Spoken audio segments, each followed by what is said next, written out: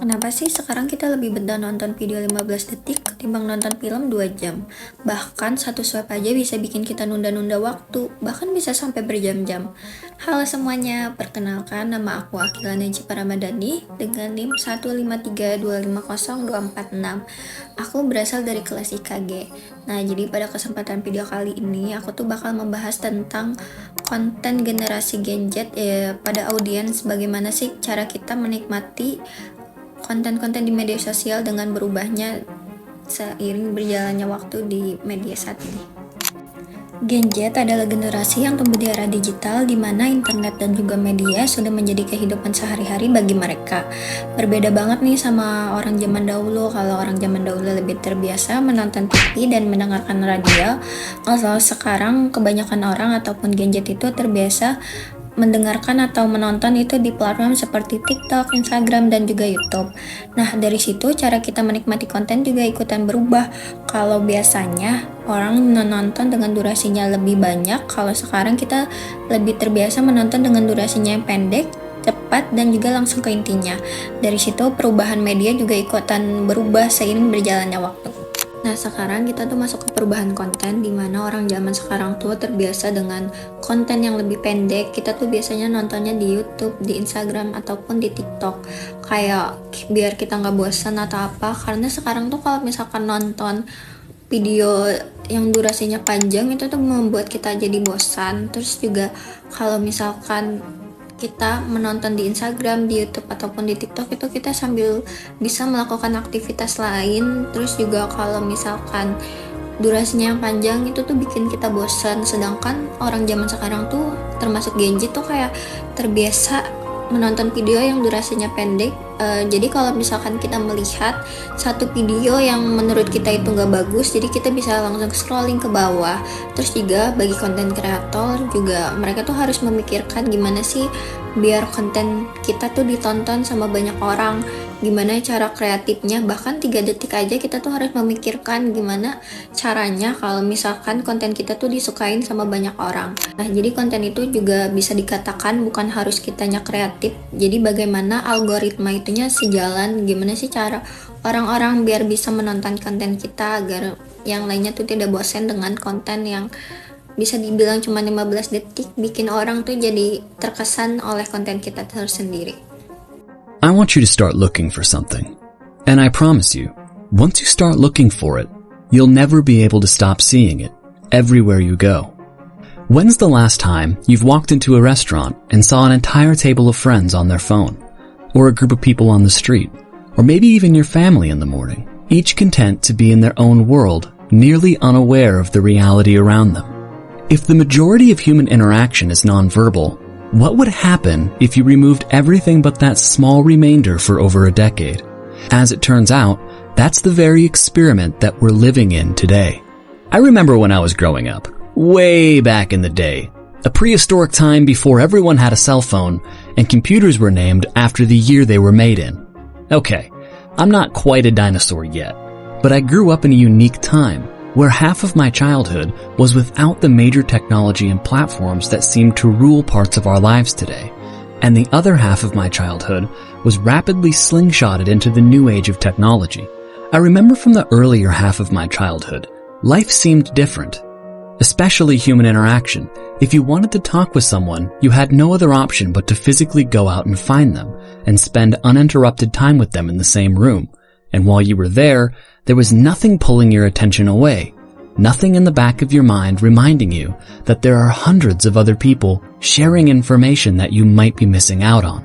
That degree of presence, practiced day in and day out, created a different richness to human interaction, with intricacies and nuances that seems to be slowly and gradually lost the further we progress into this new age of technological advancement. And with the meteoric rise in popularity for documentaries like The Social Dilemma, it's safe to say that this is a growing sentiment and realization within today's culture. The terrifying crux to the problem is actually quite simple. There's a massive mismatch between the rate of adaptation and advancement between our biology and technology. Because of the law of accelerating returns, the pace of advancement in information technology is exponential, and while technology continues to grow at a rapid pace, we're left still trying to figure out how it actually impacts us, especially when we're teaching algorithms to predict and modulate our behavior. I don't think that anyone's denying that social media, as well as instant communication, is extremely addictive, and its addiction falls right within the same symptoms as substance abuse. But what we don't quite know yet is how this addiction over time changes not only our behaviors through hacking our positive reinforcement centers of the brain, but how over time it changes our perception of reality itself. When we first embarked upon the social media experiment, we had far more in-person interactions under our belt than we did interactions online. So we took our in-person frame of reference and viewed all of our technological interactions through that lens. But now, in a time when we have hundreds, even thousands of friends, acquaintances, celebrities, and online personalities that we keep up with online, we have slowly over time replaced the majority of our interactions with being digital. How much do we now view our in-person interactions through our new digital lens? As a prominent example, you can look at our growingly polarized political discourse in modern times, and you see that we've already started to see the symptoms of a very binary interpretation of human interaction. It's also worrisome to think that our upcoming generation's digital presence may end up being more important than their in-person presence. So how do we stop all of this from happening? Is the answer to shut it all down, just pull the plug on big tech? I don't think that it is. The truth is, we've opened Pandora's box, and this is the reality that we're now faced with. So what's the path forward? The first step is underway: awareness. Much of classical conditioning, and if you don't know what that is, Pavlov's dogs might ring a bell, is based on the more non-conscious mechanisms of the brain. If you become conscious of how the conditioning is affecting you, it gives you a degree of control over your behavior. Beyond that, it's important to maintain that balance of in-person and digital interaction. You want the lens that you view the world from to be a full 100% of human communication. Body language, emotion, facial expression, nuanced tonality. It's what we were designed to do, and we can't let that practice atrophy, because that's what creates our sense of identity and community that gives us a healthy view of others in the world. If we can maintain that balance, we can begin to have a healthier relationship with our online presence and retain control over the influence these platforms and technologies have on us. These algorithms are based on human behavior and response, and that's something we have control over. Take some small steps today. Maybe start by uninstalling some social media platforms from your phone. Then you have to physically go log into your computer to use it, removing some of the convenience. If you're tied to your phone for work, once the day is done, find some time to spend with your family and friends, and turn your phone completely off for it. Be fully present with the people that you're with. And you just might notice that the world isn't quite as crazy as it seems, and that the life right in front of you is beautiful. Untuk menarik perhatian gadget, ada beberapa strategi yang digunakan oleh content creator, seperti contohnya yang pertama itu adalah hook. Jadi 3 detik pertama kita tuh harus membuat perhatian orang yang ingin menonton konten kita, membuat opening, gimana sih opening kita tuh agar bisa juga bagus, biar bisa orang kedepannya mau nonton konten kita lagi. Yang kedua itu ada storytelling. Jadi di kedua ini kita tuh menceritakan gimana yang ada di konten kita, lebih singkat, lebih padat, biar orang-orang tuh tidak merasa bosan. Dan yang ketiga ini ada yang namanya mengikuti tren. Jadi content creator juga harus pintar-pintar mengikuti tren di zaman saat ini. Jadi biar orang-orang tuh kayak tertarik juga mengikuti konten kita, karena trennya tuh terus berjalan dengan baik dan lancar dari konten kreator yang kita ikutin. Nah, perubahan ini tuh tentu banget dapat dampak positif dan negatifnya. Kalau misalkan dampak positifnya itu kayak kita tuh jadi ikut-ikutan berkreativitas dan juga ada peluang baru. Terus juga bisa jadi influencer ataupun juga konten kreator. Terus juga informasi tuh lebih tersebarnya lebih cepat. Kita tuh bisa tahu dari konten kreator yang kita ikutin ataupun influencer yang kita ikutin. Nah, dari sisi lain juga ada dampak negatifnya. Kurangnya fokus kita ataupun minat kita pada durasi film panjang ataupun yang lainnya, karena kalau kita scrolling terus kayak kita tuh jadi dapat attention span yang dimana kita tuh jadi terbiasa menonton konten-konten yang 15 detik, 20 detik, kayak lebih dikit gitu. Terus juga fokus kita jadi lebih berkurang karena kita menontonnya tuh ganti-ganti gitu. For many of us, checking Instagram, Facebook, TikTok, other social media is all part of our normal routine, right? And keeping tabs on friends and family across the world can help to make you feel more connected. But there's a negative side to that unchecked screen time, which can lead to poor sleep, memory issues, and poor overall mental health. Joining me now with more is Vaibhav Devarkar, a professor of psychiatry and behavioral neurosciences at Wayne State University in Detroit, Michigan.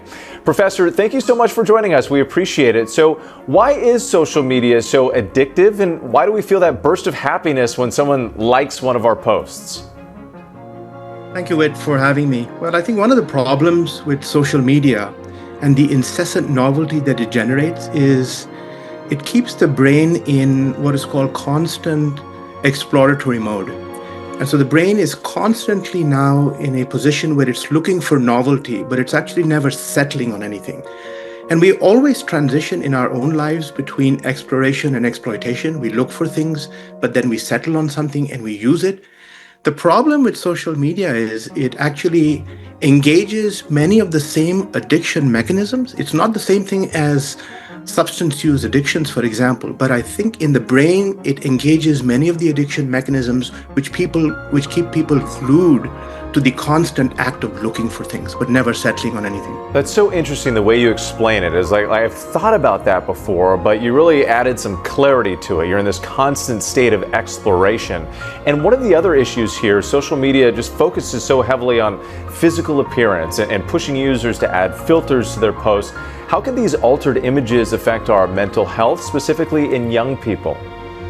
Well, I mean, you're seeing it in the community. You're seeing it with an increase in depression, with an increase in anxiety.